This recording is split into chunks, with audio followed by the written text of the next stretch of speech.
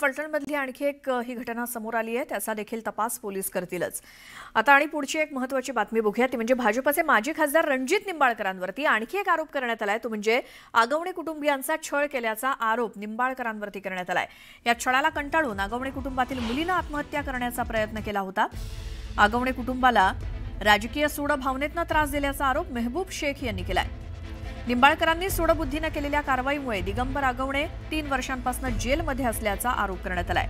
दरम्यान या आणि फलटणमधील महिला डॉक्टर आत्महत्या प्रकरणामध्ये सुषमा अंधारे यांनी पत्रकार परिषद घेत निंबाळकरांवरती अत्यंत गंभीर आरोप केले। हॉटेलवर बोलावून या महिला डॉक्टरची हत्या करण्यात आली। माजी खासदार निंबाळकरांनी मृत तरुणीला त्रास दिल्याचा दावा अंधारेंनी केलाय।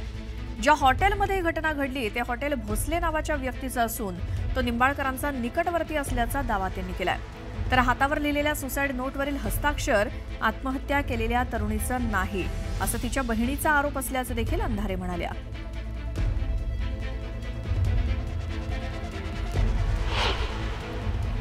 काय चालवले खासदार साहेब तुम्ही? हे थांबवाय सगळं खोटं केसेस वगैरे। किती अन्याय होणार आहे माझ्या आई वडिलांवरती। माझ्या ह्याच्या हे इलाजासाठी माझे आई वडील सगळीकडे फिरतात। माझे वडील आज जेलमध्ये आहेत। किती दिवस हे सगळं चालणार? थांबवा हे सगळं। खूप त्रास होतो। मी तुमच्या हात जोडून मागते माझ्या आई वडिलांपासून, पण मला जो त्रास होतो तो माझ्या आई वडिलांना नाही बघवत आहे। प्लीज तुम्हाला दया येत असेल माझी तर प्लीज थांबवा हे सगळं।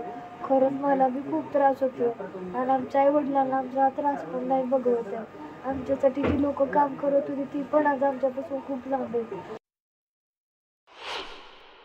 9 ऑगस्ट 2022ला वडिलांना अटक झाली। त्यानंतर 9 नोव्हेंबरला घराची जप्ती झाली होती। आम्ही 8 नोव्हेंबरला औषध पिलो। त्रास असा झाला की जगदीश कदम हे गावातले म्हणजे रणजितसिंह नाईक निंबाळकर साहेब यांचे कार्यकर्ते आहेत। ते गावातच राहतात आणि त्यांनी आम्हाला घरी येऊन धमकी दिली की आम्ही तुमच्या वडिलांचा कार्यक्रम लावलेलाच आहे, आता तुमचाही कार्यक्रम लावतो। घरी कधी उंबऱ्याच्या आत किंवा गेटच्या आतमध्ये जी लोक वावरतही नव्हती, आज ती लोक घरापर्यंत म्हणजे अक्षरशः किचनपर्यंत ती लोक वावरत होती आणि आम्हाला खूप भीती वाटत होती। आणि त्या भीतीच्या ह्याच्यामध्ये आम्ही रणजितसिंह नाईक निंबाळकर साहेब ह्याच्या पत्नी जिजामाता साहेब नाईक निंबाळकर यांना फोनही केला होता आणि त्यांना आम्ही सांगितलं की वहिनी साहेब आम्हाला खूप भीती वाटते आहे आणि आम्ही अनसेफ फील करतोय, तुम्ही प्लीज याच्यात दखल घ्या, तुम्ही साहेबांना सांगा की हे सगळं कुठंतरी थांबवा। तर त्यांनी मला हे उत्तर दिलं की मला यातलं काहीच माहिती नाही, मी काहीच करू शकत नाही आणि त्यांनी फोन ठेवून दिला। आता ती का गेली रात्री 1 वाजता? तिला काय गरज पडली स्वतःचं घर असताना त्या हॉटेलमध्ये जायची? हे हॉटेल कुणाचं आहे ते जरा सांगितलं पाहिजे। हे हॉटेल भोसले नावाच्या माणसाचं आहे। कोण आहे हा भोसले? हा भोसले रणजितसिंह हा इकडचा भोसले आहे। रणजितसिंह नाईक निंबाळकर आत्ता जेव्हा इलेक्शन लढतील तेव्हा भाजपाचा संभाव्य नगराध्यक्ष पदाचा हा उमेदवार आहे। याच्या बाजूला अजून एक माणूस आहे, यांचं नाव आहे जयकुमार गोरे। काल जयकुमार गोरे त्यांच्या स्टेजवर होते। जयकुमार गोरेवरही एका महिलेने फार आरोप केलेले आहेत। लक्षात घ्या, जयकुमार गोरे बाजूलाच राहतात। जयकुमार गोरे, भोसले, रणजितसिंह नाईक निंबाळकर सगळे एका फ्रेममध्ये दिसत आहेत आणि या माणसाचे हे हॉटेल आहे। ये रिश्ता क्या कहलाता है? हॉटेलवर बोलावलं होतं की गेली होती? हॉटेलवर बोलावलं असेल तर कशासाठी बोलावलं होतं? जर तिची बहीण सांगते की ते हस्ताक्षर तिचं नाहीच आहे तर तिच्या हातावर कुणी लिहिलं? काय चा जीव गेला का? त्याची हत्या झाली का? आत्महत्या केली की संपदा मुंडेने हत्या केली?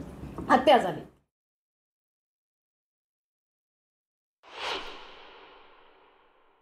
या केसमध्ये ईडीला स्वतः रणजितसिंह नाईक निंबाळकर पत्र लिहून सांगतात की याच्यावर कारवाई झाली पाहिजे। रणजितसिंह नाईक निंबाळकर ईडीला सगळी माहिती देतात आणि त्यांच्या हे लक्षातच येत नाही आणि हे पत्र माहिती अधिकाराखाली नंतर आम्हाला बाहेर मिळतं। म्हणजे रणजितसिंह नाईक निंबाळकर एक पडेल खासदार काय पद्धतीची ताकद वापरतात आणि ती ताकद वापरून फक्त तो भाजपच्या वळचणीला माणूस आहे म्हणून त्याच्या संबंधाने कुठलीही चर्चा गवगवा केला जात नाही आणि मुख्यमंत्री महोदय सरळ सरळ क्लीन चिट देतात.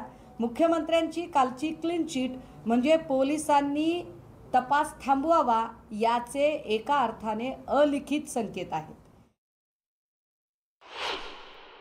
आमची विनंती आहे आपल्या सगळ्यांच्या माध्यमातून, माननीय उच्च न्यायालयाने समिती गठीत करावी. आमचा SITवर सुद्धा विश्वास नाही आहे.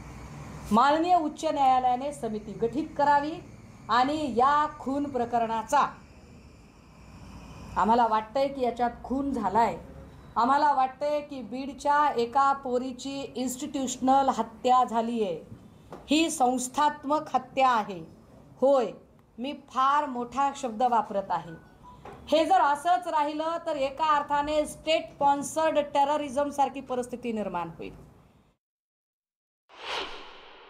रणजितसिंह नाईक निंबाळकर यांनी आत्तापर्यंत अशा असंख्य लोकांना मेंटली टॉर्चर केलं, त्यांना उचलून आणलं, त्यांना शारीरिक मारहाण झाली, त्यांना इजा केल्या.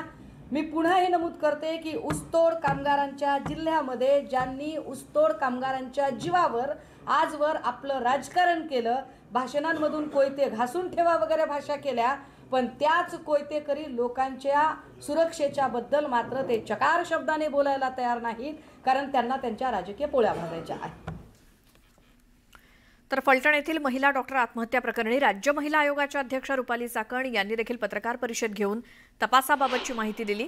या प्रकरणी पोलीस उपनिरीक्षक गोपाळ बदने आणि प्रशांत बनकर यांच्यावरती गुन्हा दाखल करण्यात आलेला आहे.